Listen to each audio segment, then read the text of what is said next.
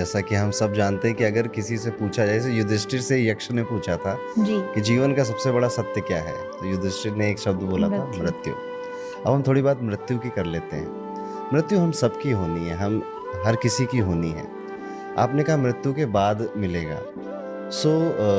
कईयों को तो शायद मुझे लगता है ना, डिसिप्लिन में रखने के लिए बात बोली जाती है कि मृत्यु के बाद होगा ऐसा, ये मिलेगा, नर्क मिलेगा, स्वर्ग जी। मिलेगा।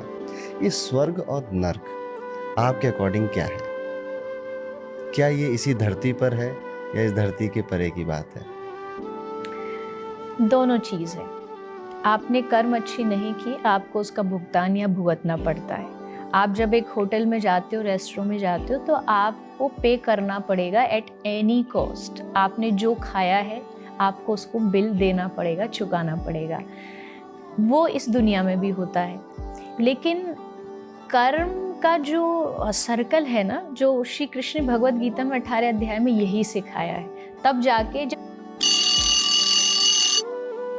कृष्ण समझा रहे, तब 18वें अध्याय में अर्जुन कह रहा कि हाँ, अब मेरी जो संशय है वो खत्म हो गई। तो कर्म को समझना इतना आसान नहीं है। जैसे बहुत सारे लोग कहेंगे कि नरक स्वर्ग जो होता है ना, ये डराने के लिए है।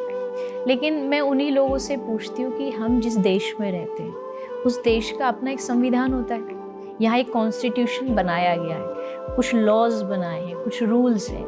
अगर आप उन रूल्स को तोड़ते हो तो उसके अगेंस्ट आपके लिए एक दंड होता है। इतनी धारा है, ये जेल है, ये इतना, आपको इतने दिन जेल में रहना पड़ेगा। तो अगर एक राष्ट्र जो है, एक देश जो है, अगर वो बिना कॉन्स्टिट्यूशन नहीं चल सकता, तो इतना बड़ा जो नेचर है, इसमें भी कोई ना कोई तो संविधान होगा, कोई ना कोई दंड व्यवस्था होगी।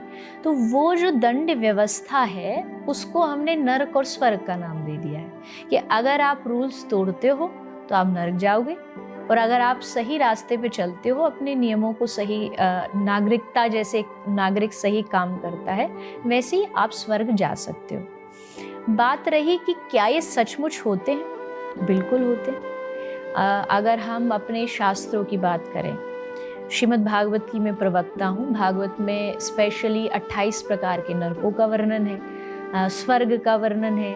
गरुड़ पुराण पूरा जो है वो इसी उससे दिया गया है कि आप कैसे, जीवन के बाद क्या होता है। पर दिक्कत क्या है कि जब हमें इन चीज़ों को सुनाया जाता, बताया जाता है, तो हम उन पे फोकस नहीं करते। जैसे आज भी भारत में परंपरा है, किसी की मृत्यु होती है तो घर में गरुड़ पुराण का पाठ होता है, लेकिन उसको कोई ध्यान से नहीं सुनता।